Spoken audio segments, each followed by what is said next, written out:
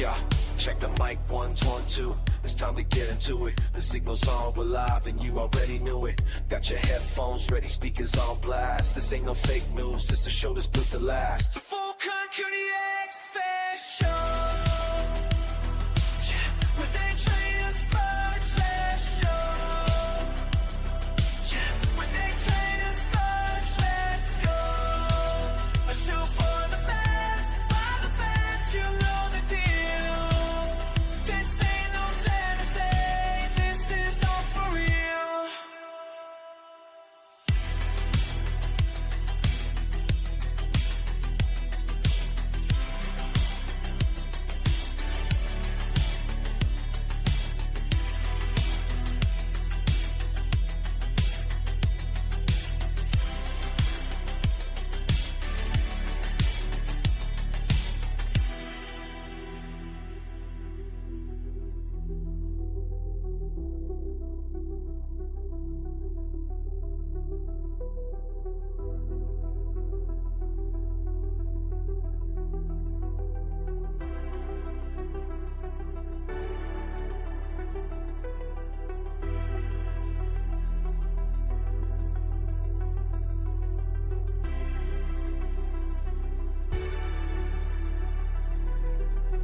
Yeah, let me just get a Skype.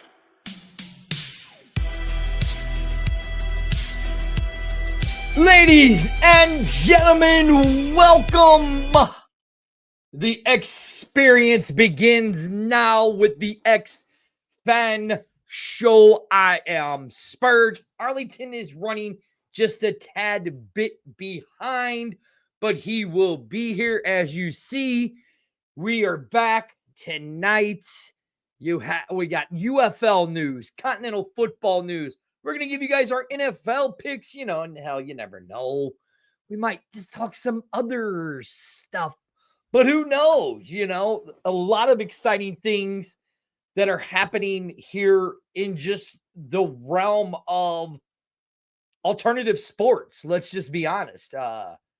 Mike Rapoli has been posting all over Twitter and stuff. And, I'm going to go to it because here's what I'm finding very interesting. And here's the thing with this. Okay. We sit here and of course, there's certain things that we want. We're mad that teams were left or whatever and stuff like that. But I mean, if you didn't pay attention today, thank you, Mr. Michael Lathrop. I'm debuting this tonight. Debuting this shirt tonight. It's the Continental Football League, the People's League shirt. There's a little page over on Facebook. Michael might know what that page is. But if you watched, what was it? The Barstool Sports on Pick'em. Mike Rapoli joined today. Was on the show today. Seems to be on Barstool a lot. Now, again, this is just me doing the Spurge speculation, but I've been looking for the upfronts, for sports upfronts. Haven't found it anywhere. If anybody can find it, please send it over to the X-Fan Show. I would love to look at it. Where in last year we saw the sports upfronts. That's why we said, hey, guys, around this time on Father's Day weekend, the UFL championship will be played. Didn't know where it was going to be. We just kind of all figured it was going to be in St. Louis. Didn't know where it was going to be played, but we found it on the Fox Sports upfronts. I've been looking for the upfronts. Haven't found it anywhere, so I don't know. So I just have my own little speculation about it. Bringing this in today. I'm going to, you never know with me. I love crazy things. So there you go. I got my own little crazy speculations. I haven't seen the upfronts. With Rapoli taking over the majority of the control that he's taken over with this league, as we're seeing. Ladies and gentlemen, I honestly don't think. Now, again, this is my speculation. No truth to it. It's just what I believe. But that's what I've been digging. I don't think they're going to broadcast on a national broadcast. Comments on the news. We're going to talk about the Gruden. Yeah. Talked about Gruden possibly being the commissioner for the UFL. Makes sense. Great hire. I mean, you're making a lot of people mad. You're driving a lot of your fan base away by what you're doing, but that's okay. I mean, listen, you got that kind of money, you could do what you want with it, right? But now, on December 2nd, Mr. Rapoli puts this out. And like I said, Arlington will be joining me. He's just running a little late. Had some stuff. Oh, right here. So, right here, Mike Rapoli says, if you think in the first 120 days there's been a lot of changes to the UFL, wait for the next 120 days till kickoff. The ownership group, the business team, and football ops teams has been working around the clock to evolve and build this league and take it to the next level. Not much has been done in December. But enjoy the fireworks show starting in January. My goal is to make the UFL a top sports league. This will take time, resources, and money. We won't be able to do this overnight, but it's going to happen. And our number one priority is the fans and the players. And cut me some slack on the overpriced sandals and effing robes. Okay, well, Mr. Rapoli, let me explain something to you. I can go to any sporting goods place and buy a pair of slides, Nike slides, Reebok slides, Under Armour slides for $20. Look, we've seen it 100 times, the merchandise that I have from your league prior to this. Sorry, bro, I'm not spending $60 on a pair of slides. I'm not spending $100 on a robe. I mean, give me some caps, fitted caps. Most easiest thing. Make the t-shirts more affordable than what you got them at, bro. You know, just that simple. Okay, cool. You tell us that we're going to see. You know, I mean, like right here. Odin says, hell no. You know what I mean? Thank you to Miss Angela, who created the shirt. Right there. I mean, come on, dude. You say you're for the fans. Okay, what are you going to do when your bargaining agreement comes up this year? And you got to renegotiate your contracts for your players. I mean, you got rid of have your teams move 3 teams. Okay. You got rid of your coaches. Nobody knows who coaches are. Nobody knows. It's December, bro. You're kicking off in 120 days. You are so far behind on the 8 ball. It's not even funny. How is this possible?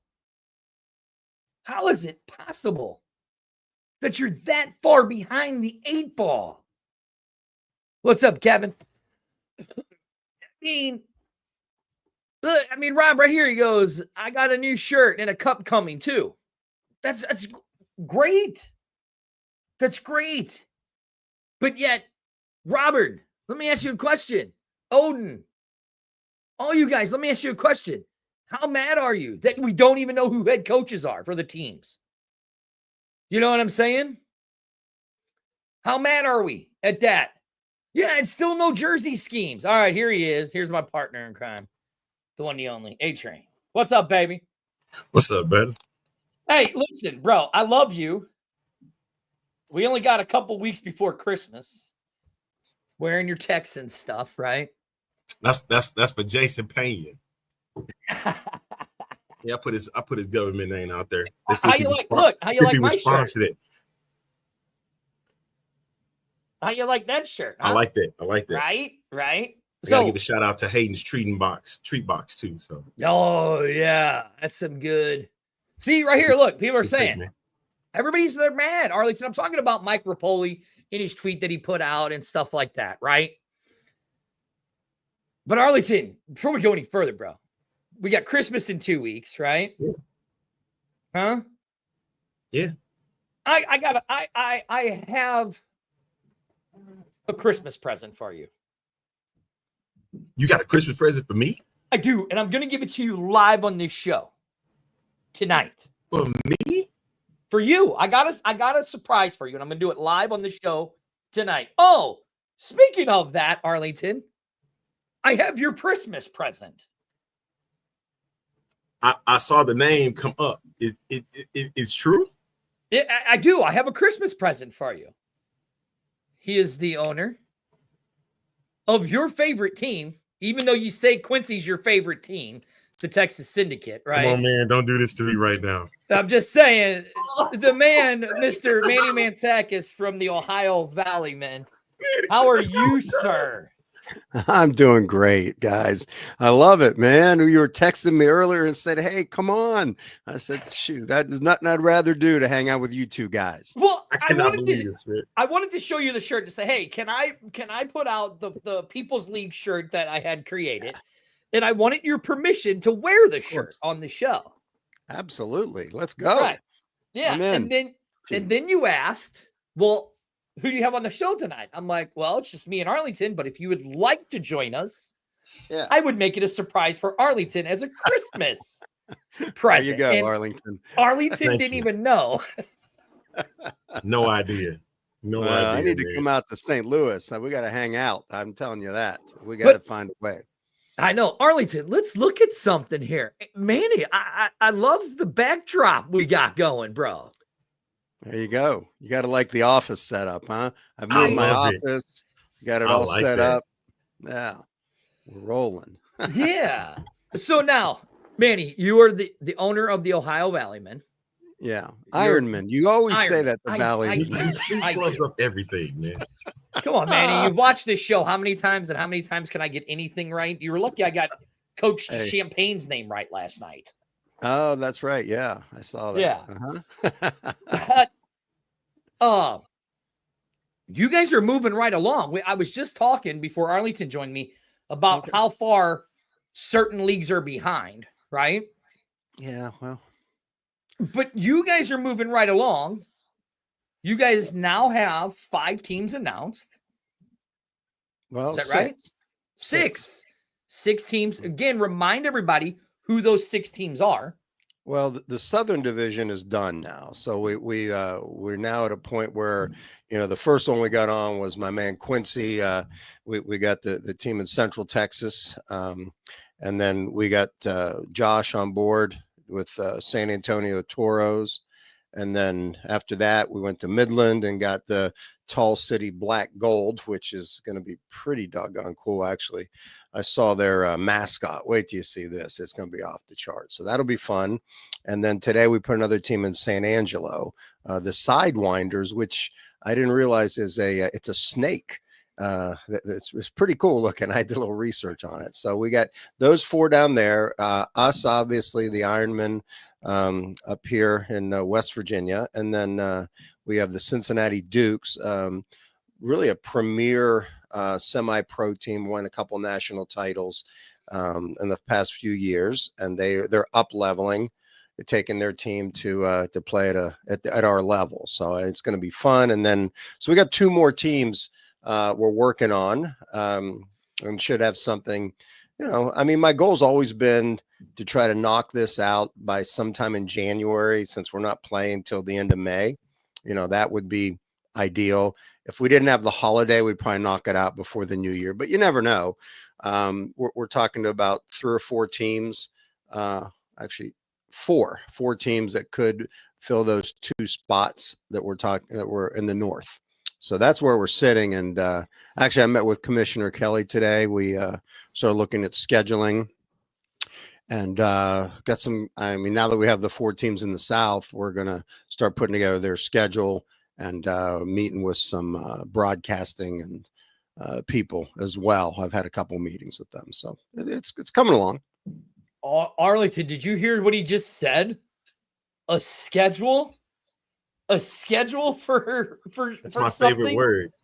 Oh, okay. Arlington. I love it.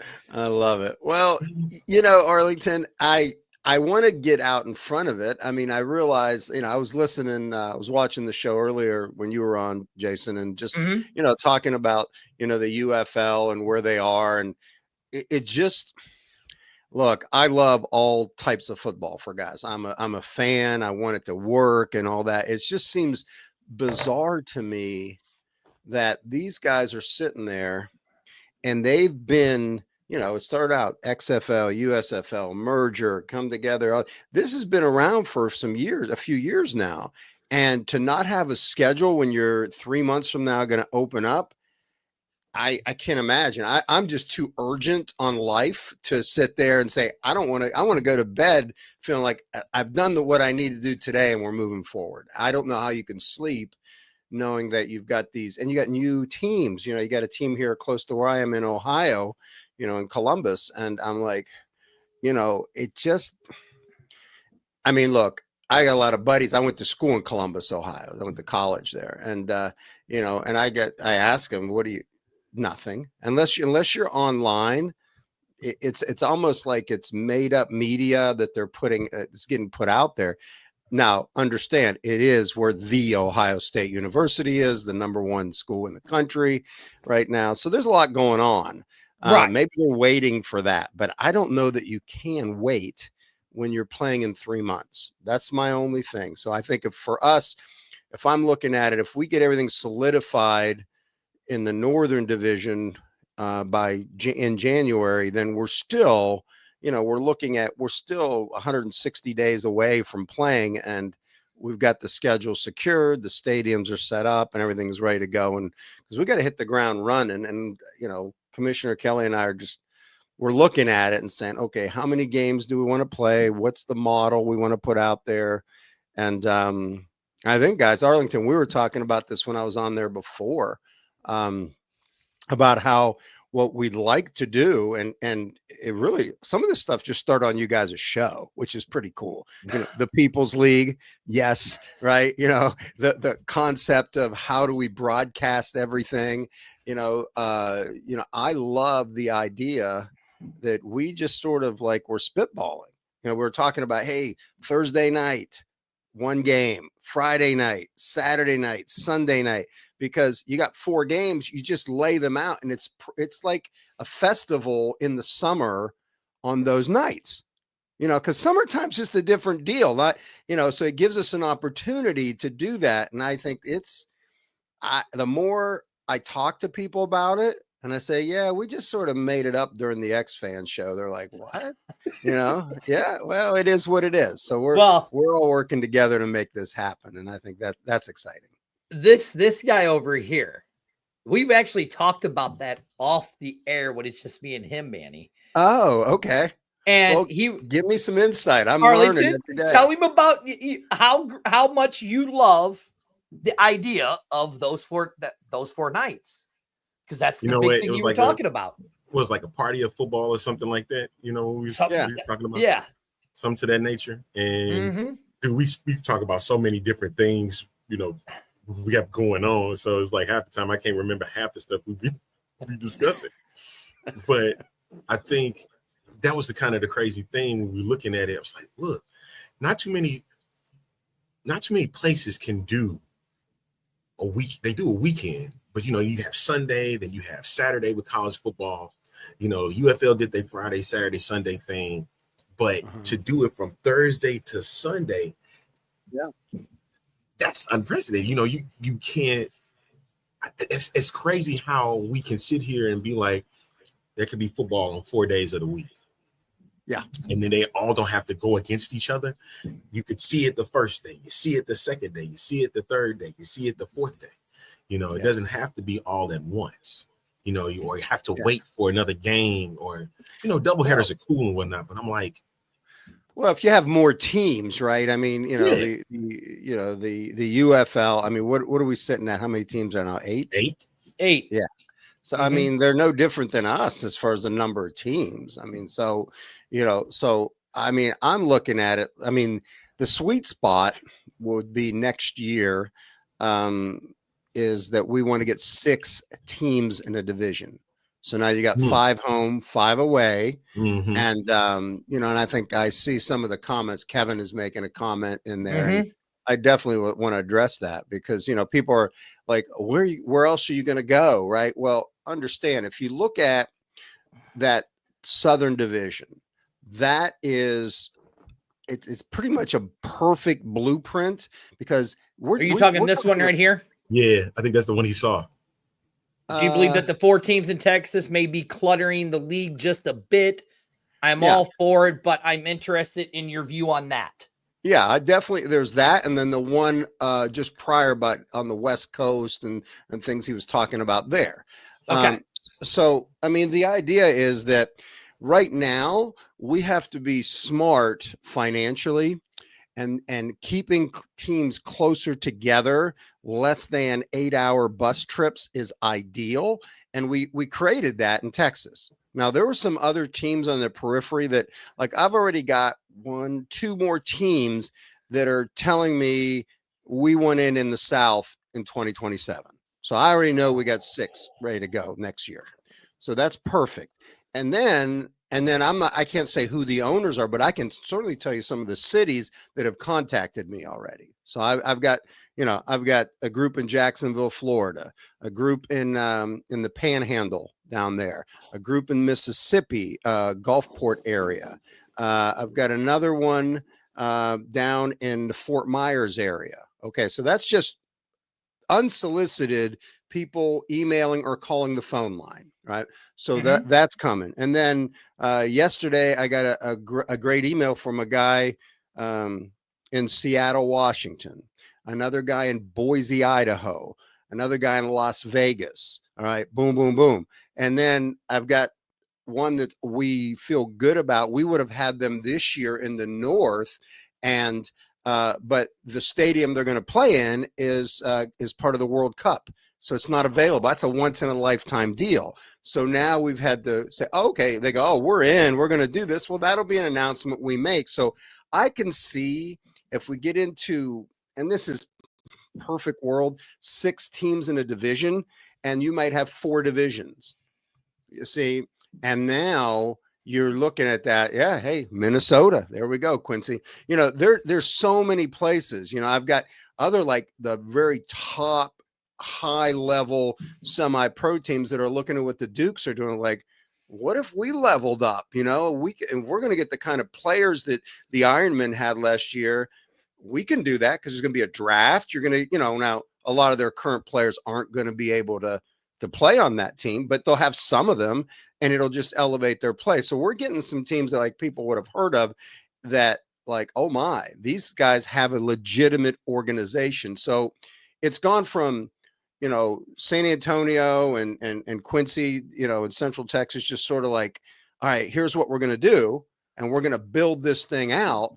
And then all of a sudden, we've got a team like Cincinnati who has infrastructure in place, have been doing this for 15 years, and they've got alums that are already pouring into their WeFunder, their crowdfunding campaign, because they've been playing 15 years. They've got alumni out there. So there's different ways we're looking at this. It's not one size fits all. Some markets are smaller, some are bigger, but the key is you just want to be able to make sure every team is sustainable for the long haul, and we're all working together. That's the key. Arlington, do you got a question? Because I got a question on the last thing that he just said. Go for it, man. You say that you guys are all working together, all of the owners that are in here now, right? Mm-hmm. What does that mean? Like, explain to people what that means, because if you think of like the NFL and the UFL, there's just the one owner and then the group, right? You guys are like the individual owners of these teams. Yeah, with our community. With your community, but explain how that's working as the individual owners all working to unite in a direction for this league. Okay. That is I look at it this way. When the NFL first started here in Ohio, okay, that's why the Hall of Fame's in Canton, right? So, it started with these small cities and these guys that would hang out and they would all work together, and they all just sort of figured it out and they work together. That's where we are. This is NFL, believe it or not, at the beginning was a grassroots approach. Now, what you're seeing today is it's off the charts. It's a multi-billion-dollar organization, but that's how I'm looking at that when I talk to our guys. Like, look, we're on this deal together. Let's help each other. And how it works is just a few specifics. One, starting January 15th, every team will give financial reports on a monthly basis. All right. So we know where you're at. How's your sponsorships? How are you doing on your crowdfunding? Because we know the target everybody has to hit. So if anybody is off, then teams that are more successful are going to help that other team, as opposed to just finishing to be the first to, I want to win at the finish line, when if you're leaving your brother behind, that's not good for the league. So we're all going to pitch in. I mean, I've had owners tell me, say, look, man, if I'm doing good and the other team over here needs help, I'm packing up, I'm driving my car down, I'm going to help them sell sponsorships, stuff like that. That's what we're thinking. It's like, let's help each other, because we're only as good as the strength of the entire league. And then we should have a meeting here, even though we don't have all 8 teams. We're going to have a meeting here, probably not this Sunday, the following Sunday. And those will be every 2 weeks. And as we get everybody on, we meet, we report, we have some projects we'll all be talking about, and just give directive from the league and get input from people that are having success in areas. So, my biggest concern here is, even though I was around last year, I'm spending 90% of my time on the Continental Football League. And so that something has to take a back seat, and it is the Ironman. So what I've started to do is getting some people in play. I do a show on our Facebook page. I started this week, Forging the Ironman, and I do it 5:30 East Coast time. And I just go on 15, 20 minutes, give people updates. Next week, I'll start having, we've signed a bunch of players already. So we're going to have them on, introduce them to the public, and just be consistent. Monday, Wednesday, Friday at 5:30 Eastern, Forging the Ironman. So that gives us something that I think will work really well, because I'm realizing, I think I've always realized this, your media component, the more you communicate to your audience, the better chance you have to be successful. And that goes through what we're doing right now, to emailing people. I mean, we just hired our first full-time employee, outside of what we're doing here. Ramel is his name, and Ramel is awesome. And he's coming on board, and he's putting infrastructure in place. You're going to see a lot more stuff, weekly newsletter, emails going out with announcements for the league, for the Ironman. And then we're going to be able to replicate that with everybody. So that's where we're headed, guys. See, yeah, I love that. And that's like a big thing. And that was one thing that me and Arlington always said, is that we may not be the insiders for certain leagues, but we're going to do our what's that word I'm looking for, Arlington? Due diligence. There you go. That word. There you go. And we're going to dig and find what we can find out. And we're going to put it out there to the fans. And I love that you're talking about being transparent. And I mean, like you said before you came on, I texted you, asked you about the shirt, and you were like, who's coming on? I go, nobody. I'll hop on. I'm like, I'll make it a surprise for Arlington. And it's like that. What? Look at him. He's mad at me, man. He's mad at me. See? No, it's all good, man. I'm listening. I'm listening, the sir. more I'm on, the better I think it is for the league, for us, and I genuinely do want to come out to St. Louis and hang out with you guys. That'd be pretty cool. See, now Kevin has the question here. Manny, will the fans have a say in the decisions being made for the teams? Will the fans have a decision? Well, Well, the fan owners, absolutely. Yeah. It's the way it's structured. It's real stock, real voting rights and so forth. Right. So everything is built that way. So it's actually where, there'll be times during the year, like, hey, we want to do this, and we'll pull it up to the fans or our ownership group and let them vote on it. And then it goes to the leadership committee and they say, hey, this is what the fans want. This is, if it makes sense, then we're going to do it. I think that absolutely. I think that's the whole idea. I can't tell you where this is going to go. I just feel pretty confident it's going to go. And who knows, in 5 years, 6, 7, 8 years from now, as this becomes sustainable. I mean, guys, could you imagine? What if there were like, and I'm going to just throw it out there. What if all of a sudden we're coast to coast and we've got 48 teams playing? Arlington, we'd be making a lot of summer trips. 8 divisions of 6 teams. I'm just saying, like, what would that look like, right? Because there's going to be strength in numbers, right? Because if you think about this, let's just say, all right, and I got to get my calculator out because I have these thoughts occasionally, right?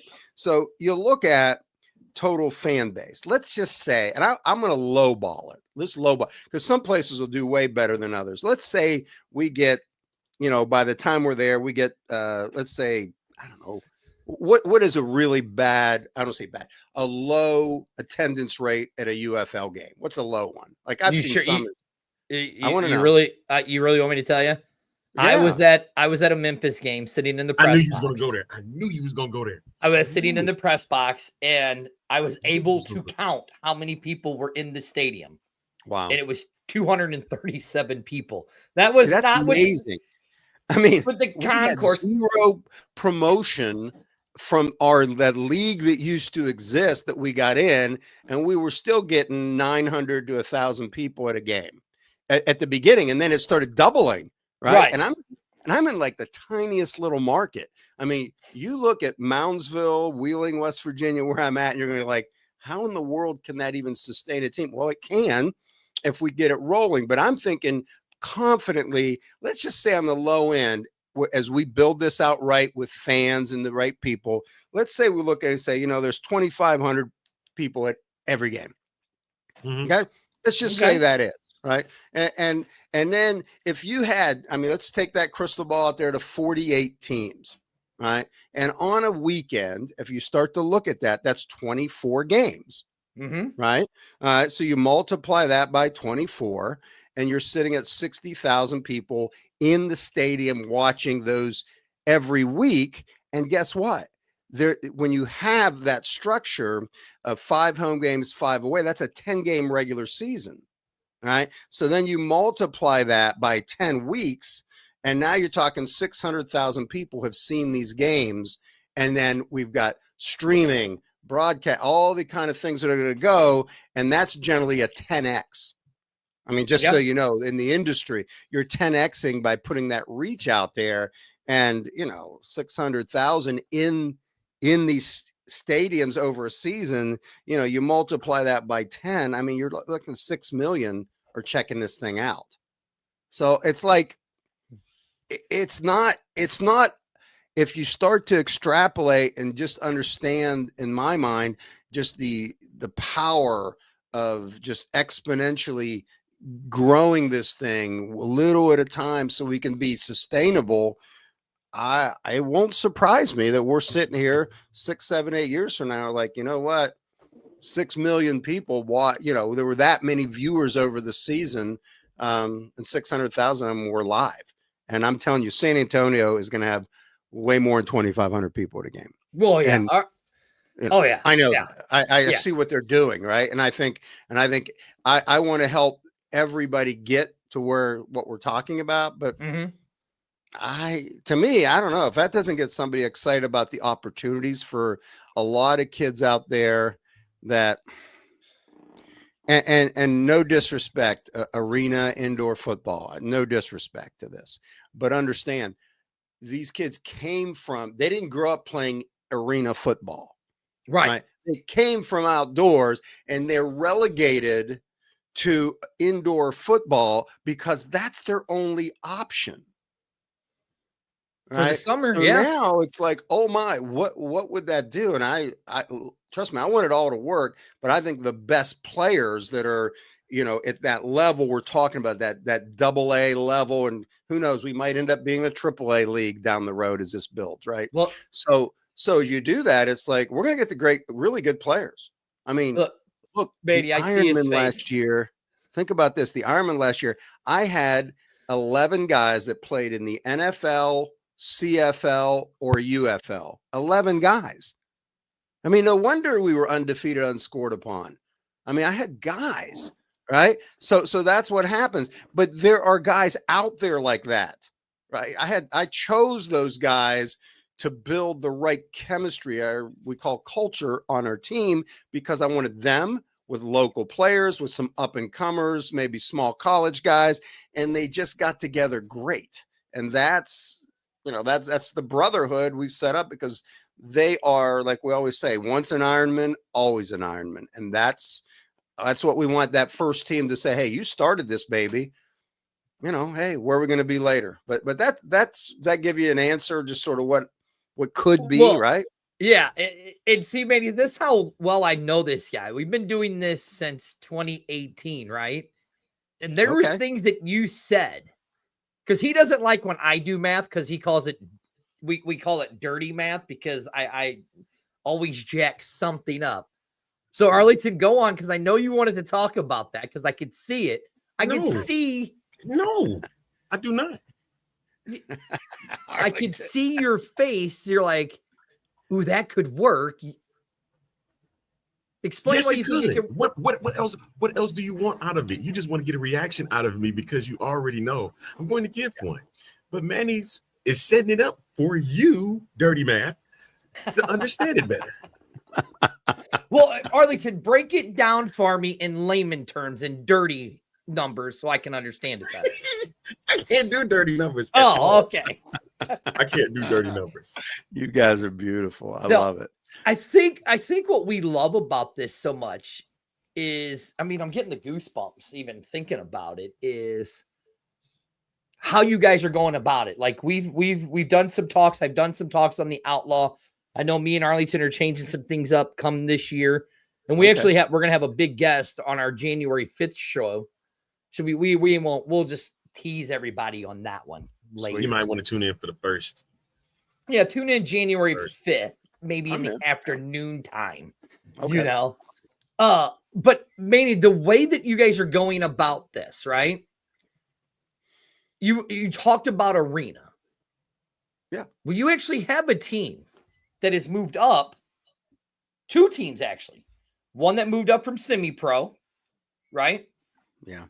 The Dukes, Cincinnati Dukes. And now you have an arena team that has moved up.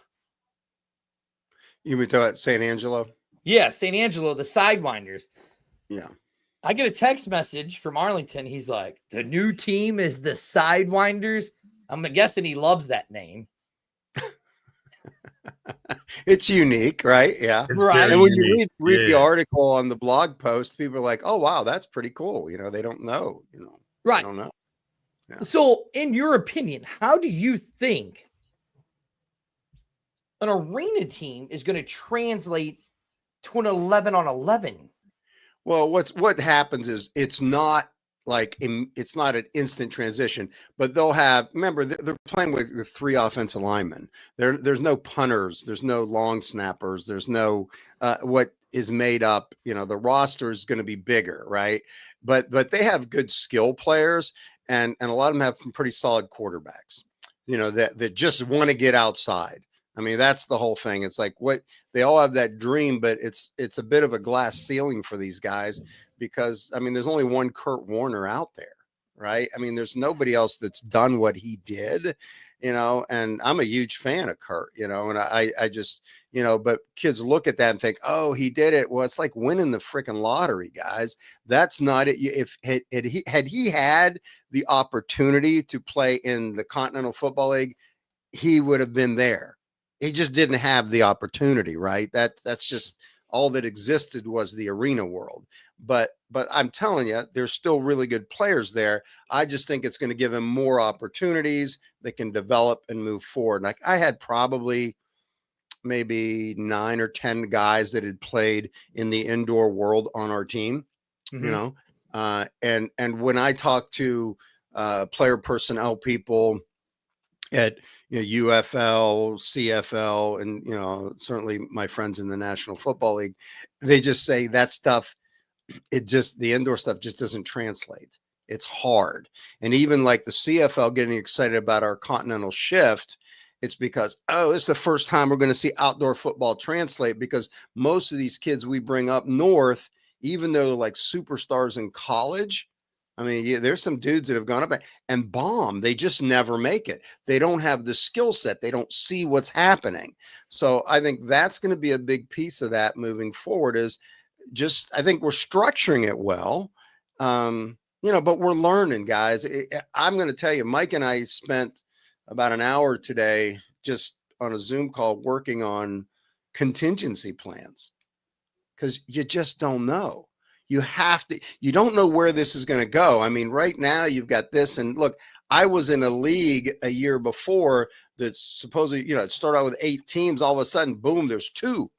And it's like, how's this happen? Well, we know we're going to have less attrition than that because of the way we're structuring things, but we still know things can come up. We just don't. I mean, look, we all were here during COVID. What did that do? Right. So you just don't know. So we want to have contingency plans. And the way I brought up to Mike was, I'm up in here in Ohio, and I don't know, did you guys watch the Ohio State Michigan game?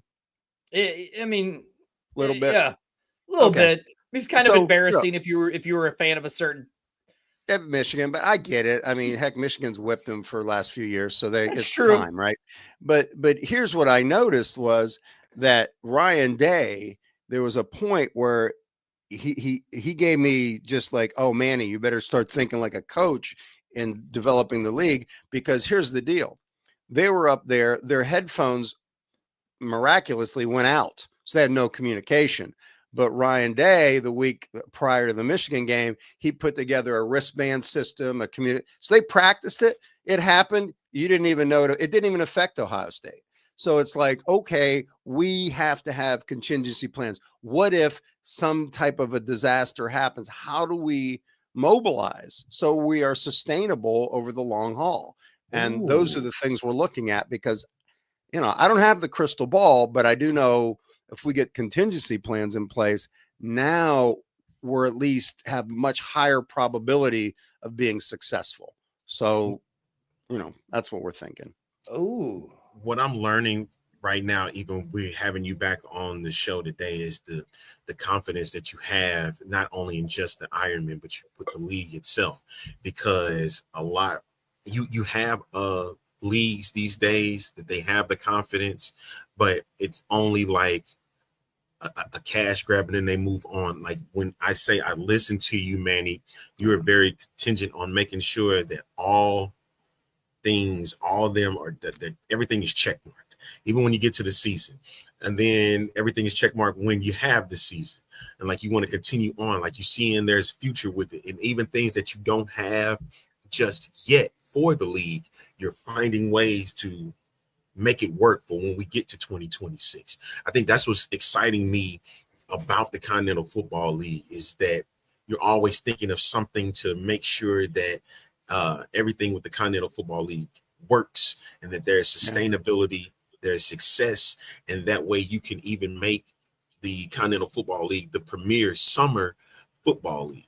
That's what I'm like. I just get excited just hearing you, how consistent that you're being with this, and man, it's marveling. It's marveling to hear, and it's very welcoming, and I'm getting a lot of insight.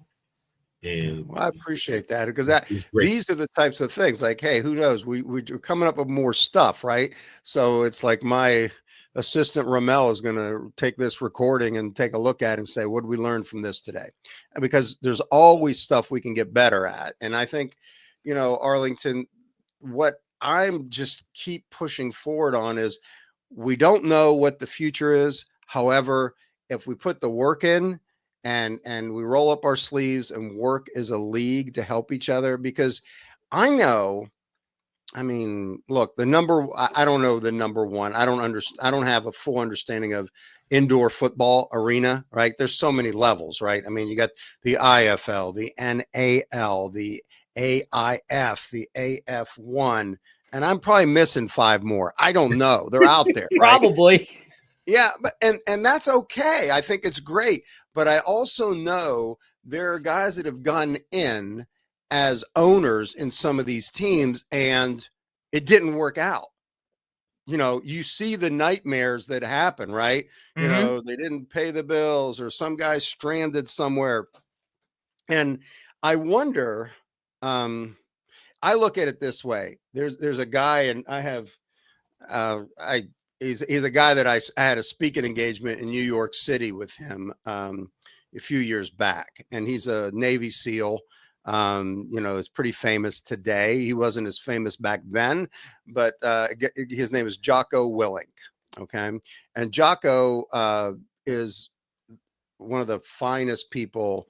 He's got a huge podcast and big audience now, but back then he was just starting to write books and all this. But I learned from him about contingency plans, right? How do you put this stuff together? The other thing I got from him is that, you know what? We have to understand that he wrote a book called Extreme Ownership. I don't know if you've heard of it. Now, what it is, it's like as the head of an organization, the head of a league, whatever it is, your team, when you see something fail, all right, then you have to look at yourself, not down the chain of command where it failed. It's on you. That's what we call extreme ownership. And that's what we're going to be, as we're building the league, each of these owners and people want to take ownership in their team, but we're all working together. So I can see where, like, AF1 a year ago, which, you know, has been around and back and forth, you know, there are teams that like folded all over the place. You guys, it's like popcorn. Oh, here's one here, here's one there. They're folding. It's like, and then I look at it, okay, if that's us, extreme ownership, what's that mean? It doesn't mean that person's a bad person. You know, they just maybe weren't set up to be successful. And that's on the league, not on even the individual owner, because there's guys out there that are taking hits. Doesn't look good. You know, Right. So to me, I'm like, you know what? If one of our teams fails, that's on me. That's on Mike Kelly. That's on all of us. So I can't let that happen. So how do we do that? We build the culture of extreme ownership in there, and then we have a much higher chance of success. And that's how I see it. The best football, I mean, Nick Saban, when he was at Alabama, love him or hate him, but man, that's how he ran his program. Extreme ownership. It was all on him. You never saw him blaming a coach or a player. Did you ever see that? No. It doesn't happen. Yeah, Arlington, I think we just got a little bit of a breaking nugget right there by what he just said. Because if people, you guys don't realize, this is the X Fan Show. I'm Spurge. That's Arlington. Manny is joining us. It is Arlington's Christmas present that I gave to him. I surprised him today. Manny Mantzakis of the Ohio Valley Iron Men. I said it right. That's why I put that logo right there. Is that what it was? Because you knew that I couldn't read. Oh, right. Okay. Yeah, right. But Arlington, he just kind of gave a nugget. He is the owner of the Ironmen, right? Mm-hmm. But he's saying, if this league or a team fails, that's on him. Yes, 100%. Yeah. Like, where else I don't think you've said that anywhere else, have you, Manny? No. This is yet another X-Fan breaking news. Eureka moment, right? Eureka. We keep having them. We keep having them, man. Now, Manny, one of the things that we love about this league, and as the people in here have said about, you know, it's all about the fans, right? One thing I think every single one of your teams should have is their own local beer. Oh, absolutely. I'm not a Totally drinker get it. anymore, but I think it would be cool.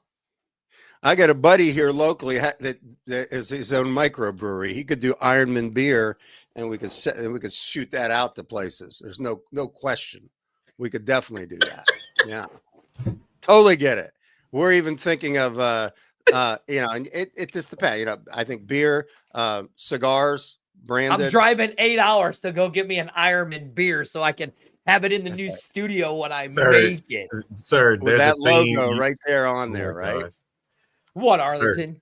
there's a thing called mail, man. Get that mailed. You can't mail beer. Stop it. You Stop can it. you can do that. We've looked into that. There's a way to do it. Yeah. Uh-huh. See there? I told you. You can buy that stuff. Yeah, Well, maybe I want to take an 8-hour trip to Wheeling, Pennsylvania. Okay. To, All right. to, All right. to All right. support All right. an Ironman All right. game. Excuse me. Did you ever think of Excuse that, the heck Arlington? out of Did me, you ever man. think I wanted us to take a trip There you go. and maybe do I a know live you. broadcast from their Listen. tailgate? Okay. All right, bro. Let's go. We're ready. Let's make See, it happen. Arlington, he's inviting us to come do a broadcast from his tailgate. Hey, Hey, don't get Amanda upset. Excuse Amanda. me. She'll go with It's us. not. I don't think it's 8 hours from St. Louis, guys. You better look. Wheeling, West Virginia, to St. That's Louis. like 6 and You talking like South Carolina, sir. Like you it's going like there. it's like 6.5. You get on I-70, and we're right there. We're right off I-70. Exactly. Yeah, right Exactly. That's what I love about it. Yeah. It's like 6.5. there. Yeah, it's not bad. I mean, Arlington, we drove to Detroit. That we did. I mean, That did How happen. far was that? it was 9? an 8-hour drive and 9-hour drive, and we drove it in a Chevy Spark I with don't 3 know what grown that men. is.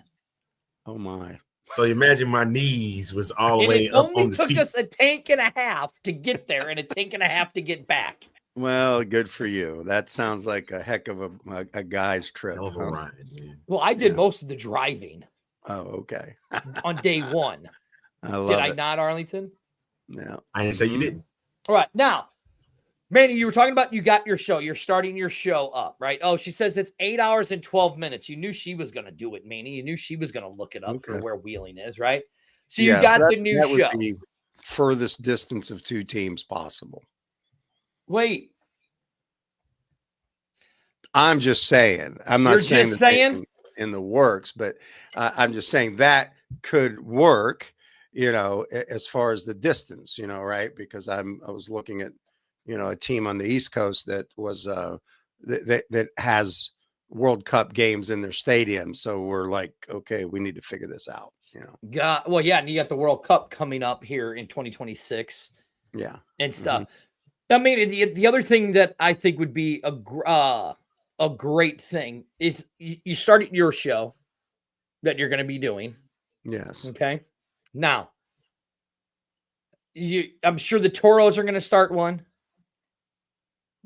I would, with their media background, the people on their ownership group, there's no question they're going to do that. No, I just, I can't speak for them, but I think there's ways we need to do as much communication to our fans and our public. And I love the show concept. right. Now, I want to offer the X-Fan show. Mm-hmm. Arlington, are you okay with this to the Continental Football League? That we would help these other shows, these other teams, and show them how to get their shows up and running. If you guys need the help. I'm Look at sure we need. Arlington. Look, Yeah. he's mad at me, Manny. Look at him. See his face? I'm listening. Come on, Arlington, man. he's throwing you under the bus, my I man. know he does it all the time, man. Because he cannot take responsibility for his own actions. No, I'm saying Arlington, would we not be willing to help? Of course, man. These Like, guys. why would you even make that a thing? Yeah, I Like, think that'd be great. I mean, with your experience and the stuff you got going, I mean, right now when I do my Forging the Iron Man, it's just me and then I'm bringing people on. But you guys are both in my world, your personalities, right? So it's like We're even something. helping us that way would be good because you've got experience in this. You can ask good questions. You can be there, moderate, talk to players. I mean, it would be, I mean, we have 3 people on this right now, and it works, seems like it works really well. Well, So, if you ask Arlington, he'll yell at me later because I've cut you off a couple times because I didn't want you to spill any news. I'm pretty transparent. There's only a Let few Manny things do I what know I he gotta wants put- to do, sir. I'm sorry. love See, it. you got me in trouble, Spurge. Okay.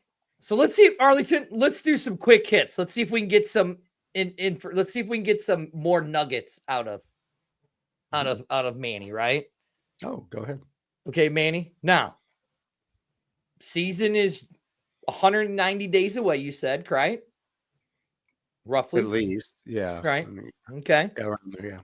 Okay. We got some teams announcing coaches, players, right? Mhm. But as fans, you guys got the shop up. Mm-hmm. Go to the shop. Look, I'll even show it to you right here. Where's it at, Ryan? Right here. You We'll put even it put it there. up for you. You can go right to, is it this one? No, or Just you go can to go the right site, there. don't you? Go to Manny's page. You can get to the shop there. Okay. Right? Right there's the shop right there. You can click that little QR code and that'll take you right to continentalfootball.com. Go to Yeah. their shop. Manny, when are we going to get to see some jerseys? I actually do have it, some Evan. mock-ups coming. Been talking to some people right now already. So, you know, we're in the middle. We had a meeting.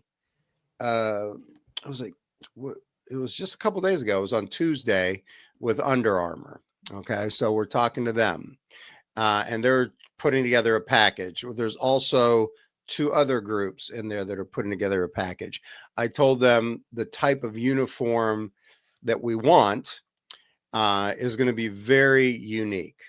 I'm talking like when you see it, you're like, now it's going to resonate with the back of your mind. Like, I wonder where that came from. And I'll explain it when you see it, but there will be nothing like it in professional football. I can assure you of this. All right. So that's what's pretty cool. So we're working on having something that's awesome that people can, you know, can wear. And remember, we also have to have the concern of, hey, we're playing in the summertime. It's not so bad up here, but in Texas, you know, they got to be mesh oriented, light, breathable type unis, you know, so bring back starter. I love starter jackets. Just get ready to say that. Bring back the starter jersey. It's so funny. Mike and I talked about that about 3 weeks ago. We love starter, you know, so we're looking at some things like that. And I think when you see the unveiling of the prototype, so to speak, and, you know, we're going to have these meetings with the owners and show them where we're headed on this, but it'll be edgy. It'll be like, oh, wow, I want to wear one of those. Like you can actually wear one instead of just it won't look like a typical jersey. That's all I can tell you. But I had a brainstorm. See, you're going to make me spill the beans. I can't spill the beans on this yet. I got to see what the prototype looks like. And I think we'll have a blast with it. It's going to be a lot of fun. You know, it's going to be something like, I want one of those. I mean, it will be the hottest selling thing that we have, I would say. And certainly reasonably priced for fans. Because that was the one thing, if you've gone to our store, like we have the Ironman store, we've got the one Continental Football League store, you know,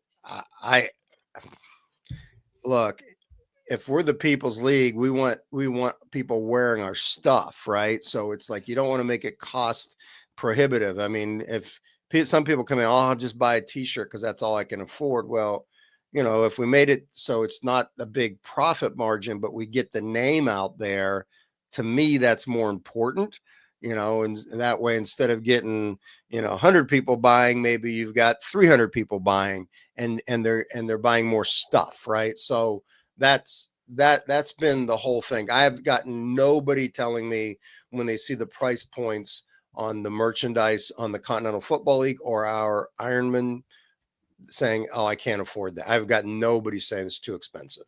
So, I mean, I would just go look at it. You guys have seen it. So yeah, right. Yeah. Yeah. It's reasonable. Right. Mm-hmm. Now, Arlington, go ahead. Cause I know you were going to say something go on. Actually, you made me forget when you had pointed to me and started You were talking about the jerseys. He was talking about the It was jerseys about the starter. jerseys, man. You know what? I forgot. All right, okay. I'll go again. Okay. The We Funders. Yes. Some of them are up. Yes. Can we have a timeline of how long they'll be up, or is there how is that gonna work? Okay. The We Funder. How will that work and how long? Good question. I mean, basically, how it works is for teams to be able to take advantage of the funding, the crowdfunding, you have to raise a minimum of 50K. That's the minimum. And then from that point, they can choose to raise more. I think most of our teams are looking to get around 100K raised. That would be a pretty much sweet spot. And then we close because the first 100K of people that come in, they get consider that preferred stock. You get it at a discount from the next offering later. So we learned that from actually Detroit FC, the soccer franchise up there that started semi-pro, went minor league and is rising and build their own stadium. So they did multiple offerings over time, but the people that got in first got the best deal. And then you can multiple offer it there. And they've raised millions there with Detroit FC. So that's how that'll work. So it'll be like, you want to get into that first 100K to get the discounted rate is how it would work. All right, Arlington, I know what I'm getting you for your Christmas present. There you go. Which team do you want me to? Which team do you want to buy into? Sorry, Quincy. Sorry, Quincy. Oh no! Sorry, Quincy. I love it. See, I love that. Go ahead, Arlington. I was gonna say he can get that for me. I'll get the Texas Syndicate jersey. So that way it'll make. He's gonna get that for me. I'm gonna get the Texas Syndicate myself. So that way he doesn't. So Quincy won't be mad about that. Okay, Quincy, I'm still with you, man. It's just that I'm going to make him go get the one from the Iron. Absolutely. There you go. Good. Thanks, Arlington. Thanks. Now you're going to get me. No, that's what I wanted to ask. The ball. The ball is the football. Okay. All right. So working with a company right now that is going to design the ball. And we know one thing that is probably the most important part is the weave. Like, what does this thing look? I mean, because it's like the quarterbacks, you know, the running backs, the receivers catching the ball. We don't want a ball. See, that's another thing about like arena or indoor football. They play with these. I mean, the balls are not like legit balls. They cost like $30 or something. They're not very expensive, and they're made like almost with a rubber coating or something. Mm-hmm. It's sort of different, right? And so we don't want to do that, because if I've got a quarterback that aspires to go play in the UFL, the CFL, or the NFL, they all use the same weave of ball. The UFL uses an NFL stitching weave, and then they just put their logo on it. There's an XFL ball. I've got some of those. Yeah. But it is an NFL size. Mm-hmm. So you've got it a certain size. Let me show you something here. It's gonna break something special out for us, Arlington. Man, listen, I've been looking for things like that. This is more nostalgia. So I have this ball, and I sort of like it only because, can you all see that? Oh yeah. And I don't know if you can see, it says the King. Yes. All right. Mm-hmm. This is a ball, and if you can see it really closely, you see Continental Football League. Yep. That's what I thought it said. This is an original Continental Football League ball from the Wheeling Iron. See, and that's why I showed you. That's why I showed you this ball, because this was something I thought was very innovative that the XFL did. Yeah. So I was like, could we do? Oh, I didn't know that they had their own football. Yeah, they had their own ball. It says the King on it, and then Saul Rosen was the commissioner, so we'll have Mike Kelly's name on there, right? That'd be pretty cool, you know, something like that. And this is autographed by some legends around here, and because one of my advisory board members, is the largest Anheuser-Busch distributor in this part of the country, right? So his father, or no, his grandfather was an original owner of the Ironman. And he had this, he found this, says, man, he take this and use it for what you need to. And I said, well, thank you. That's fantastic. So it's got some like legendary coaches and players on here. You got Tom Keene, who was the defensive back coach for the Miami Dolphins when they went undefeated with Don Shula. Wow. Right. You've got a quarterback on here that was the head coach of the Cincinnati Bengals on here. Right. You know, Sam Weish. Sam Weish? Yeah, he plays quarterback for the Ironman. You've got another guy here that's a famous actor. Wow. John Amos is on here, right? You know, so it's pretty cool. I mean, it's neat to have something like that, you know. So, you know, it's an autographed ball, and this is from the 60s. I mean, this is, you know, almost 60 years old, you know, this ball. But you know, so they called it the King. So I'm trying to see if we can call it that, use some of the branding on it to sort of give it that retro feel, but then accelerate it to, you know, that, you know, the logo you've got. So every team will have like their branding on there. We'll have the Continental Football brand, and then we'll have the Ironman logo emblazoned. So kind of like this, you'll have, except this is XFL Battlehawks name on that side. So you might have Continental Football League on one side, and then the Ironman or the Syndicate Tour. Oh, yes. That's what we're looking at, something like that. Yes. And then, you know, I just think it would be nice. I mean, there's actually there's a couple groups that create these types of balls. We just want to spec them, make sure they're good. And because what we also do is once the balls come in, you probably heard about this, like an NFL ball, you get it raw, and then they actually, they break it down so it's tacky and easy to grip and kick and all that stuff. It have to have a certain quality of leather that you make this with. So it's, you know, it's quality. It's all about quality with that. That's amazing. Like here, like, you know, like you said, like we were saying, you know, similar to the XFL ball, but have it, the logos bigger on their football. And this is the old 2020. My kid actually won this in their little play it again thing. All right. Now, Manny, here's the one thing me and Arlington both like with the way you talk about fans, right? Yeah. That it's fan driven. One of the biggest things why we thought this version of the XFL was going to be very successful was the the XFL Play app.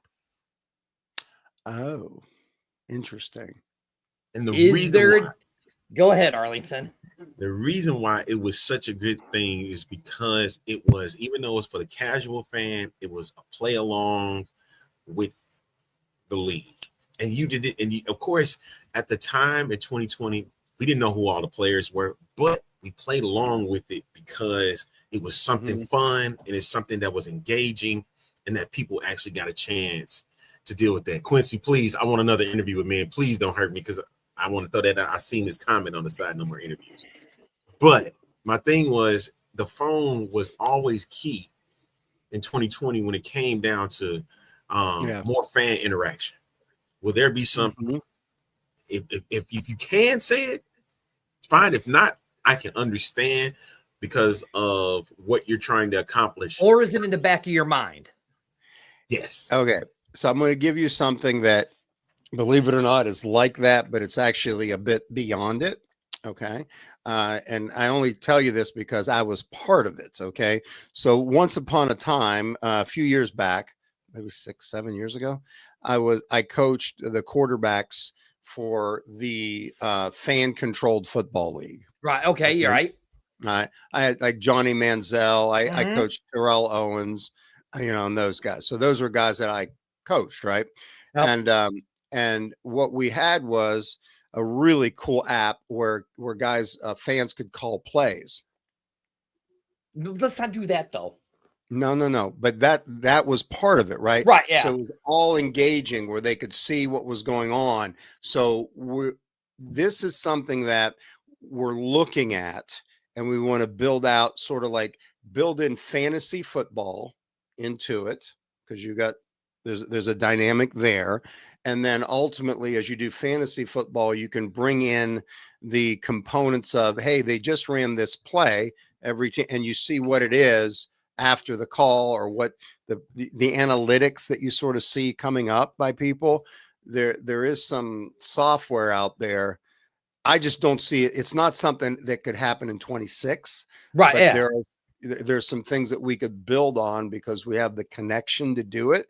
And ultimately, the plan is we have somebody that's sort of famous, I guess, in the world of, he's out in Las Vegas.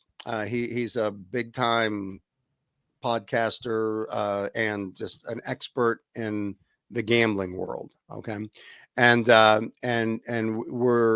he's formulating initially to do fantasy football, build that in. And then as you start to build it, fantasy becomes a proprietary app where you can gamble on games.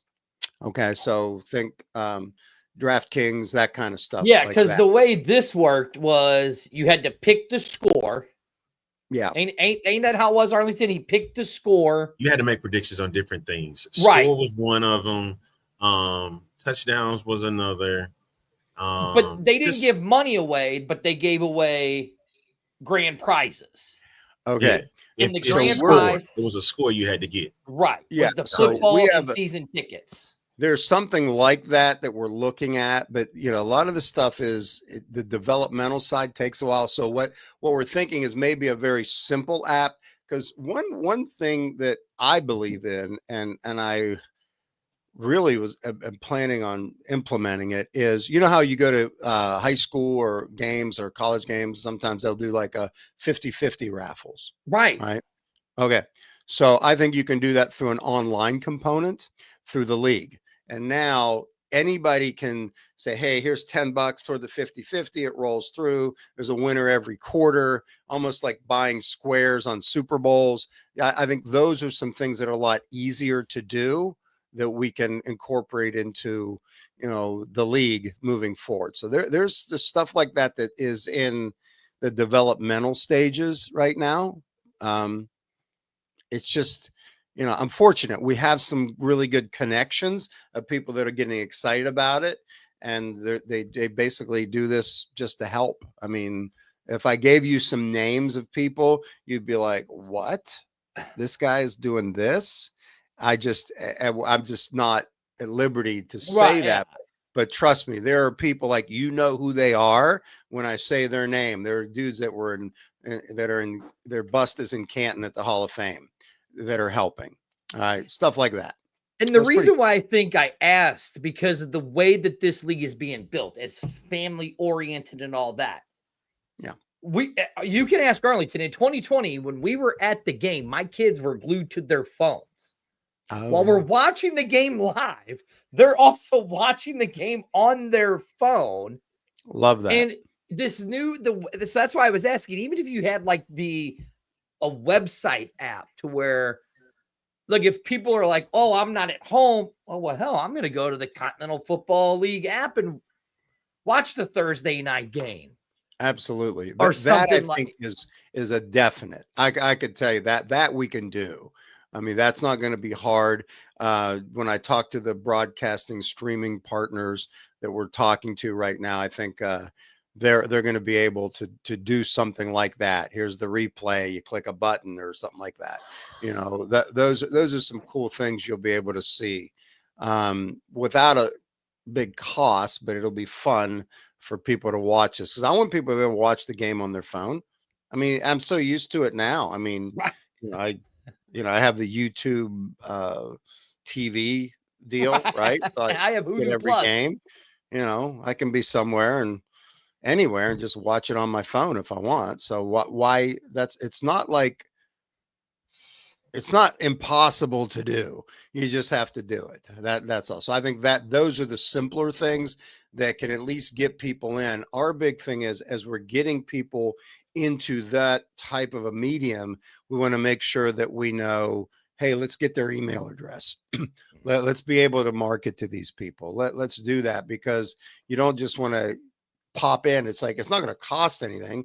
Just put your email in so we have you in a pool so we can get you set up. That's what I'm thinking at that point. Right, yeah. And see, like my kids, like when I was talking to them about this league, they were like, what, do they have an app? I'm like, dude, go to your Google search bar and type in well, Dad, they need an app, dude. They need an app. They're 29. They're 29 and 25. They're like, dude, they need an app. Everybody has an app now, Dad. He goes, they're like, you and Arlington are so far behind. You guys don't even have an app. Everybody needs an app, Dad. I'm just like, just Google search it, you little punks. And they're like, gotta have an app, Dad. I mean, they're right. I mean, let's not kid ourselves. They're right. I mean, there is that there, that's a really valid point. And I don't know, man. I may just get in the car, drive out. We have a brainstorming session in St. Louis here pretty soon. We need to. Hey, I low key wish Spurge did not get rid of that app. You know what I'm talking about. What is it? We actually had an app. Okay. And then we got rid of it. Interesting. And we can talk to you about it off air if you want. Off air, yeah, definitely. Yeah, totally. I learned so much from people. It's very believe it or not, it's not really that hard to do. I believe it. Yeah. But I believe we can talk about it. All right, Manny, look, we've already had you for an hour and 17. Oh my gosh. What happened? Jeez. I don't know, dude. I don't know. Time is let go because I didn't even realize. Interview, here we if are. I got in the car, I'd already be to Columbus on my way to you by now. Right. You'd be only 7 hours away, There you go.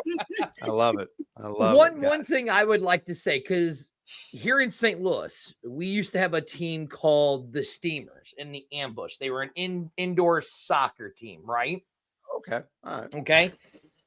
But what they would do before the game is they'd bring you into the arena. And do you remember the old sheets with all of the players and everything on it? Like you'd have the little player pictures. Remember what I'm talking about? No. Do you remember? It was like the team photo. Yeah. But it would be like on a little poster. Okay. Okay. But they'd have them in little squares. Okay. Okay. So what they would do is they'd have the kids come in and they would have the players would sign their little name underneath their picture for the kids. Mm-hmm. Is that something possible that we could do for fans? Okay. In the sounds like Football something League? Similar that we did with the Ironman last year, but I don't know if this is okay. So we actually did a collector's item of football cards, like top football cards. Every player that played in a game, was on the roster, and we have these cards that people were able to buy. We sold out of them in a few weeks, but it was that way it was pretty cool. We had a local sponsor, a pizza company came in and did that, and it was pretty neat. I mean, it worked. I don't know if that's what you're talking about, but it'd be something like, let's see, I just pulled up like a team photo, right? But it would be something like this, but it's not the kind that I want to show you, but it would look something like this, right? Here, it would look like this. But it would be like little boxes, and then like the players. Are you talking about the cards? Not the card. It's like the big card. Okay. Big. Yeah. Okay, that's different. Yeah. Like this is an 8x7. Okay. And it was more like a poster board. And each they had little squares where the player's name was. Interesting. And then they would just sign underneath their name and get a picture with the kids or something like that. I mean, it would look like it would look like this, Mm-hmm. But yeah, something like that. But I mean, hell, I like your idea with the football card thing. Yeah, the football cards are pretty cool. I saved a few decks just for me, just for some people. So I'll send y'all a deck so you can see it, because it gives you a feel for it. It's just afterwards, you got my number. Just text me your addresses, and then I'll send you like an actual deck of cards that we did for the Ironman after the season. That's pretty cool. And it gives you, I mean, that might be, because I know like now when these are out there, like we would like to do that as soon as possible during the season so kids can, they'll be not very expensive, those types of cards, but kids can buy the team deck of cards, let's say whatever our print cost is, honestly. And then afterwards they can get our players to sign their cards for them, just like they do in, Major League or NFL or anything like that. Because you would be surprised, like after our games, we would have, I mean, dozens of kids waiting, and they didn't have to wait very long. Our players, they say, I'll wait and take a shower later. They go out signing autographs. There's so much of that because the kids just love that. I mean, these are their heroes, right? I mean, it became that. So I think it'll be that way in each market moving forward. Now, somebody's asking a question. Yeah, right here. We was about to ask that. That was the next thing we was doing. I don't know. KJ goes, Manny, who and where should we reach out if we're interested in potential team ownership or existing or a new team? Yeah. So all you would do is we have an email. Some people, there's a phone number you can call, but there's an email out there. It's like franchise@coflfootball.com. And you can email me there, and then I can get through that pretty easily. And that's the easiest way to do it, or reach out to one of you guys and then put them in touch with me, because I think that's what it is. Yep. It's on the website there, under like contact info or something like that. Yeah. Well, I don't want a team where he's at, Manny, because I don't want to drive to Nashville. I'd much rather drive. Yeah, I'd much rather drive 8 hours to Wheeling, West Virginia, or 12 hours down to Austin, Texas, than to support a team in Nashville. Well, I got a feeling that because we're getting some interest in parts of Tennessee as well. There's a group in Johnson City. I don't know if you know where that is. I know exactly where Johnson City is. That's not very far from St. Louis at all. Yeah, they've reached out, looking at some things for 27. There's another. I do love group. KJ. I would go support his team though. I'm trying to think where is it Dolly World? Where's that? There's somebody near that. That's Gatlinburg. Not something outside in that market too. We've had some interest there. So right now I just have to put those on, like, hey, after we got the 8 team set, then I'm going to actually start to meet with people for the 27. And then we'll probably be announcing those as we build those out, even before the season. We're going to announce, because what we want to do is, my thought is, when we know that they're viable and it's a good market, we'll get their merch store up. We'll help them get their infrastructure in place. They can see how the league, how everything functions during the season. They can go. It would work for them. Once we have the 8 teams set up, we have a strategy to sort of make that grow. So hopefully that gives you, Sevierville, Gatlinburg for right. Dollywood. Yeah, it's right there. Mm-hmm. Yeah, exactly. All right. Yeah, there's some people there. Manny, look, we love you. Thank you for coming on. Hey, we're having fun. Right? I know, but we gotta do our NFL. You want to do your Arlington, because we already been going an hour and a half. You know what, Arlington? Let's do a special. Manny, would you like to do something special with us here? Go for it. Whatever. And we'll let you talk about it Monday on your show on how you did. Or you have to talk about it Wednesday on how you did on your NFL picks. Oh, okay. That's fine. Now, there's already a game going on, Manny. So me and Arlington already made our picks, right? Oh. Okay. Arlington takes the Cowboys, and I am taking the Lions. Okay. I don't know if you've seen the score yet, Manny. No, I've been on your show. I have no idea. I was going to go watch it afterwards and sort of see. I don't know. I don't know who's winning either, right? Okay. All right. But Arlington took the Cowboys. I'm not going to lie. Shut up, Arlington. Nobody asked you. I'm not going to lie. No, Manny. The Lions are winning right now. That's who I picked. Oh, Manny, they are? Okay. Yeah. Who would you pick? Now, you got to. What Arlington said was fake news. So don't even act like that exists. That was fake news. It's fake news. Really? Okay. Yes. I hear you. Fake talking. news. Yeah. Okay. Who would you take out of the Cowboys or the Lions? Well, I guess when I look at the teams, I look at their coaching situation right now, and I think the team that really has to win would be the Lions. I mean, that's who I would like. I like Dan Campbell. I do I too. think he's got that edge. He's in a situation. They both have to win, but I think that if I'm picking somebody, and like I said, I don't know the score, I'd be picking the Lions. Okay, so Manny's going Lions because also. Schottenheimer's already there, and I don't think even if they lose, they're going to fire him so quick. I'm not impressed with him, although I was really impressed with his father. Yes, Marty was a great coach. Marty was a great coach. You know, so I'll leave it at that. Okay. All right. Okay. Now, Arlington, you got the next game? Do I have the next game? Yeah, or do you want me to go? Because I have it already up. All right, next game. We have the Browns and the Titans. I'll go first. I am glad that Shedeur Sanders is getting his start. I've been telling Arlington, I would just like to see the kid get his start, get a fair shake, right? This is week 2 this would be week 3 that Shedeur gets to play, right?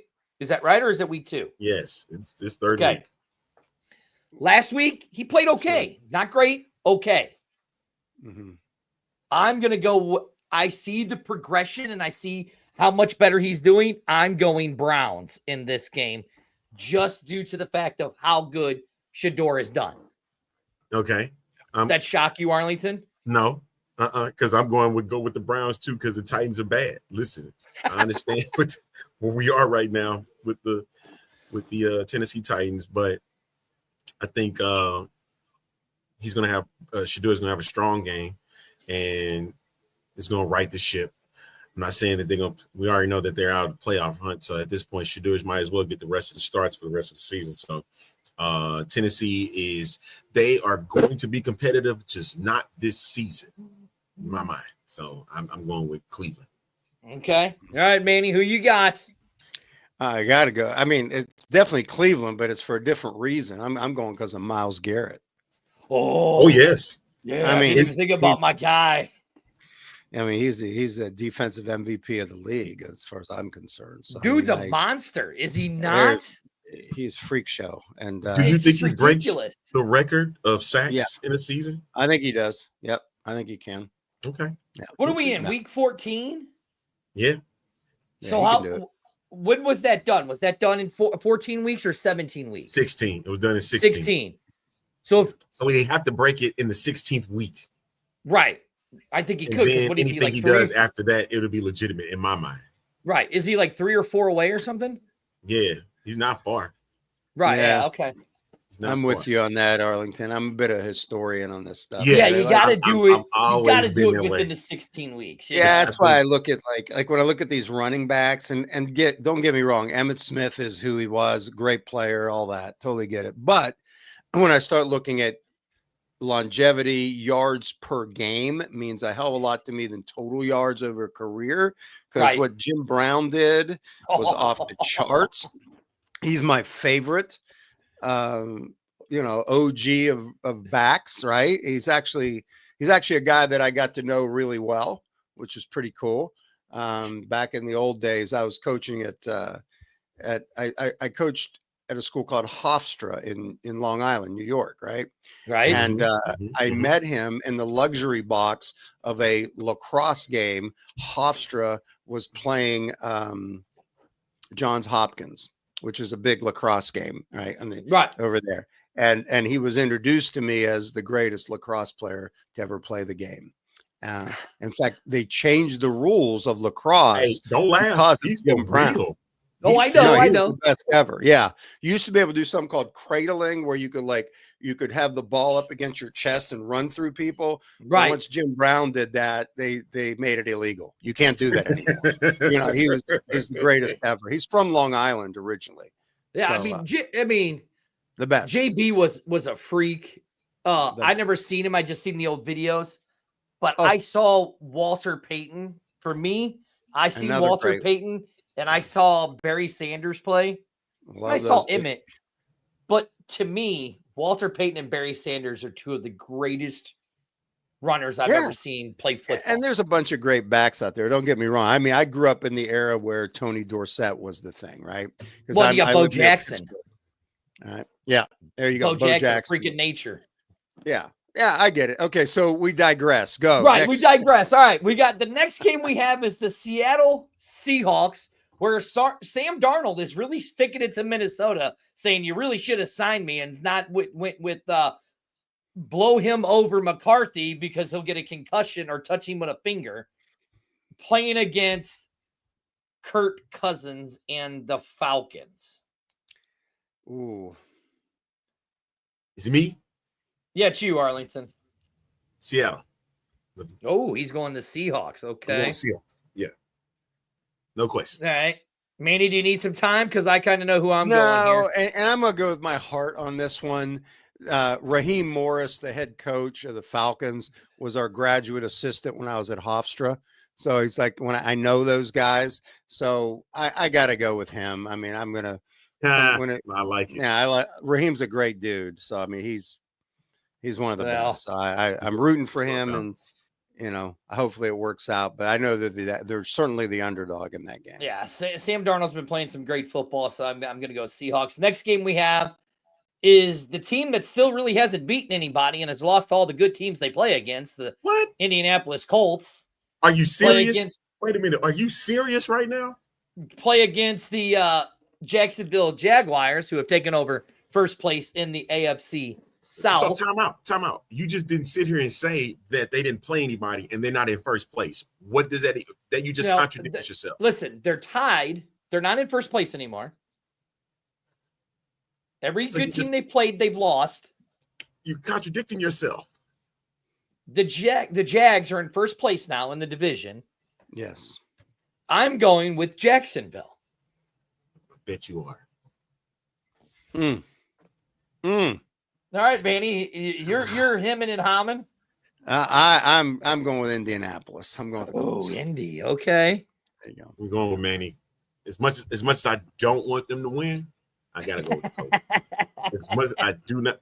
Look who I'm rocking right now. I see it. All right, the next game we have is the Toilet Bowl, is how I like to say it. The Commanders, or as Manny likes to say, the nostalgic, the Redskins.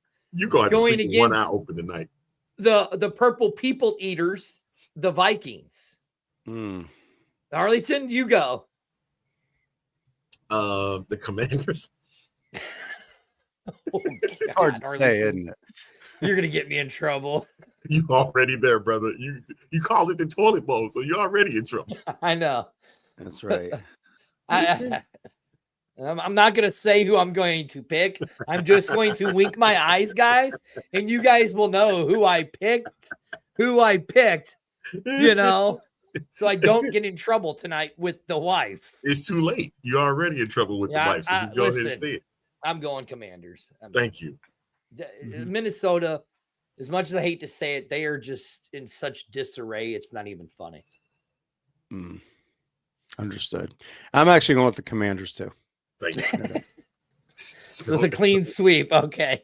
All right. The next game, we have the Bengals against the Bills. As much as I want to sit Buffalo. there and say, as much as I want to sit here and say that Buffalo's gonna beat these guys, I cannot say that. I can't. I don't think so. Because Cincinnati just beat Baltimore, and nobody expected them to beat them. Okay. Nope. Nobody. I mean, I'm with you. Same thing. I'm looking at Cincinnati too, man. Oh, Manny's going Cincinnati. Well, look, it's Joe Burrow, man. I mean, exactly. He's back. Yep. I mean, he's the dude, man. He walks in. He's like our version of Joe Namath, back in the Bengals, right? Joe walks in. Yeah, Arlington's going. Yeah, I love Joe Burrow. I root for him and hope he can stay healthy for a long time because he's a hell of a quarterback. Well, guys, Buffalo's sliding, dude. I'm going to be the outlier here, and they are in Buffalo. Yeah, I'm going Bills. Okay, that's fine. Going Bills. All right, our next game is one of the most terrible teams in football, the New Orleans Saints. They don't really have anybody. And they're playing against the Tampa Bay Bucks. I can already tell you who I'm going with. Yeah. I'm going with the MVP of the league in Baker Mayfield. What? Yep, Baker Mayfield. Okay, he's doing this, Manny, for shock purposes because he know he's dead wrong by saying that. Nope. The MVP of the league right now is Jonathan Taylor for the Indianapolis Colts. That's no question. Could be for sure. Yeah. Baker Mayfield. Yeah. Okay, but I'm going with the Bucs. You're talking about a 2-10 Saints team right now, so it's not. It's how do you pick those guys? I mean, it reminds you of the day where they wore. Remember they put the bags over their head. The fans. It's gotten to that point. Right. Tampa had to deal with that for years. Yeah, okay? Tampa had to deal with years in their creamsicle jerseys. All right, the next game we have is the Steelers against the Ravens. Lamar is back. Don't ooh me. Lamar cost me my to play in the winner's bracket. Now I'm in the loser's bracket thanks to Lamar Jackson. I'm going Steelers. I should have picked Aubrey on the points for good grief. Steelers for you? Yep. Ravens. I'm not giving up hope. Yeah, I mean, you're talking about what 6-16. I mean, this is like critical game. This is both of them. It's a playoff game, really. I mean, you look at that, and then I mean, for me, I really have no choice because of where we live. Right. Well, and remember the Iron Men were a farm team for the Pittsburgh Steelers. Yeah. Man. So I have to go with the Steelers. Okay. He's staying with his guns. Okay. All right. I got to. People here would go crazy if I did. Right, yeah. All right. A team that is on the up and coming. The New York Jets playing Miami in New York. I have to say I've been impressed since Mr. Taylor has taken over as the starting quarterback for that team. The kid has no quit in him, it seems like. The Dolphins, who knows? I mean, Manny, please tell me when you're on the sideline, you're not wearing your pants pulled up halfway up to under below your knees as a head coach, right? You're not doing that? Old school, man. Look at my hat. I'm old school. Okay. Good, right. Got it. I'm going to have to go Jets on this one, fellas. I just have a feeling the Jets are going to beat the Dolphins. Jets, Jets. Yeah. Okay. Same thing, because here's why. You got a quarterback at Miami that grew up in Hawaii, and he's going to be up in the freaking New York trying to play. He's like the worst cold weather quarterback in the National Football League. Oh, he's got Although true. He's super freaking talented. Don't get me wrong, but anytime he goes north, he's not. No, it's the Jets, no doubt. Right. Yeah. All right. The surprise team, the surprising team of the AFC, being led by Mr. Bo Nix. It's pretty simple for this one. The Denver Broncos versus the Raiders. It's pretty simple, man. It's pretty simple. It's a pretty simple pick, man. How you're not picking the Broncos there? My goodness. I have a feeling we're going to see the Broncos and the Patriots in the AFC Championship. Just my opinion. I heavily doubt that. But go ahead. I don't know, man. The next game we have is the Rams versus the Cardinals in Arizona. I think this one's an easy one too. I'm going Rams. I'll say so. Yeah. Easy. Oh, yeah. Okay. So we're all going Rams. Manny, did you ever think you'd be picking NFL's week picks on a podcast? No, but it's fun. I watch it. So Manny's we'll have some fun, man. Manny's like, why did I decide to do this with these two clowns? Now I'm picking NFL picks. I love it. That's good. Hey, now a most important game for the NFC North. My Bears are finally starting to show. Caleb Williams. Everybody needs to get off the hate train of Caleb Williams. The kid's the real deal. The only thing he's really got The only two players he has is DJ Moore and then that one rookie kid who's absolutely coming out. Are you serious right now? But okay, go ahead. Jordan Love is a bum. Okay. All right. The Bears own them in Lambeau. Okay. I'm going Bears. Go Pack, go. You're Only reason I'm using that one because of what the Continental Football League is with the owners. Go Pack, go. I love it. Arlington's got it rolling. Perfect. Yeah. Go Pack, I just go. think it.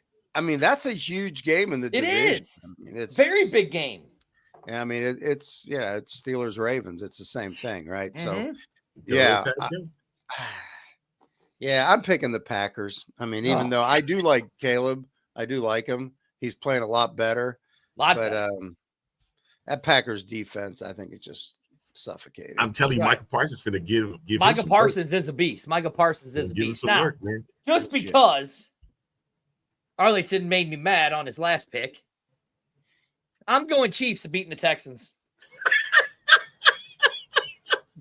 Really? He did. I knew he was gonna do that. My boys are gonna pull off the upset win in Kansas City. That would be an upset, Arlington, for sure. I absolutely. mean, That would be an upset. well, and I just don't. I can't go against Andy Reid when his back is against the wall. I mean, they got That's true. I mean, jeez. Yeah, I'm thinking Chiefs. I mean, it'll be close though. It'll be a good game. Yeah, it will be. Absolutely. It's gonna be a game on Sunday night. Oh my goodness. I'm looking forward to that. Can't wait. Now, the last game we have is the Monday night game, the sliding, and I mean backsliding in the division, the Philadelphia Eagles. Both teams are. Yep, against the team that Team people thought was going to be in second place, if not first, in the AFC West, the Chargers. Mhm. I gotta go Eagles, man. Yeah. Oh, you're going Eagles. I Okay. gotta go Eagles. Where's the game? LA. And so far. It's hard for me not to go with the Eagles, but I got to go with the Eagles. They drafted me in 1984, so I got no choice. I was gonna say, sir, you better go with the team that drafted you, but you might get into some trouble. Listen, we see this with the Eagles a lot.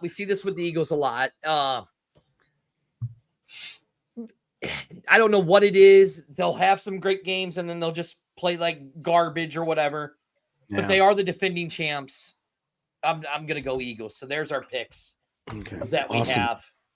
So Very good. right. Well, let me know how I do. I'll be we curious. will. Manny, before we let you go and before we end this show, Okay. tell people where they can find the Ironman, the league, all of that stuff. Tell them where they can find all that at.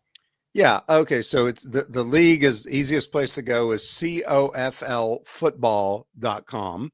So Continental Football League is right there. And then to find the Ironman, it's just all listed out. OhioValleyIronman.com. That'll have all the social stuff on there and everything. So the websites have everything initially. Or you could scan that little QR code right there too, right now. Sweet. And you can There we find go. it. And Manny, tell people where they can find your new show that is being done on Monday, Wednesday, Friday at 5:30 Eastern time. Okay, so right now it's on the Ohio Valley Ironman Facebook page. Now we're after, give me a week or two, and then we're going to create a YouTube channel where we'll be able to put it on there as well. There you go, Arlington. Do we got anything else? No, we'll talk about the other stuff from that we were going to talk about next week. It's better to talk about it then. Right. Yeah. We had a good time with Manny and stuff We like got that. the big And we wanna Christmas sure we show get this coming under up. 2 hours. Right. Mhm. Yeah. That's in 2 weeks, All right. man. So it is Thursday. So tomorrow night, I need everybody rooting for my brother's team. The North Texas Mean Green is playing Tulane. So my brother is there, and their head coach, Eric Morris, who actually played for us at Texas Tech when I coached back then in those days. He's going to be a new head coach at Oklahoma State after this. So if So they who we win, rooting for? North Texas Mean Green, the home of Mean Joe Green. Oh well, then yeah, we gotta root for them. Got Got to to. root for them. So All right, that'll be with- on tomorrow night. Right. With that being said, this is the X Fan Show. I'm Spurge. Right there is my man, my partner in crime, every time I do this crazy show. A-Train, Arlington Lane, baby. And right below us is the great man himself, Mr. Manny Mansakis of the Ohio Valley Iron Men. I got it right. Perfect. They didn't All mess right. it up. We will see you guys next week.